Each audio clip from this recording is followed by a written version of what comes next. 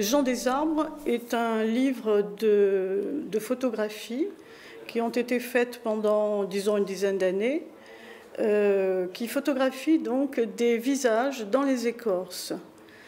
Alors c'est un peu particulier, mais voilà, je suis très intéressée par tous ces visages que l'on peut apercevoir dans les écorces, et je les ai accompagnés par de minuscules poèmes, des poèmes un peu comme des haïkus.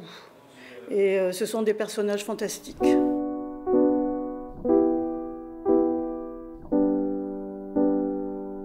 Histoire à lire au crépuscule est un recueil de 8 nouvelles qui se déroulent chacune dans un lieu différent. Les lieux ne sont pas forcément nommés, mais il y a beaucoup d'indications pour peut-être retrouver ces lieux.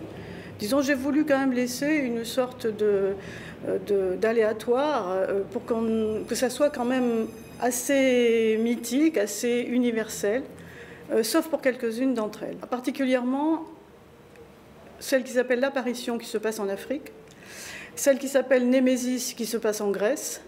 Mais pour toutes les autres, disons, je laisse au lecteur le choix d'identifier la région. Il y a plusieurs points communs dans toutes ces nouvelles, c'est pourquoi je les ai réunies dans un recueil. Elles n'ont pas toutes été écrites dans la même temporalité, mais cependant on retrouve une sorte de fil rouge, ou plutôt plusieurs fils rouges, particulièrement le lien avec la nature, les animaux, les plantes, l'attention qui est portée à l'infime, au tout petit, et enfin un goût quand même pour l'étrangeté.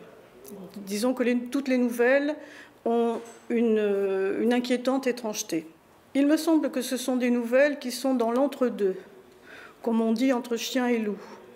On ne sait pas très bien de quoi on parle, si on parle de quelque chose de réel ou si on parle de quelque chose d'onirique.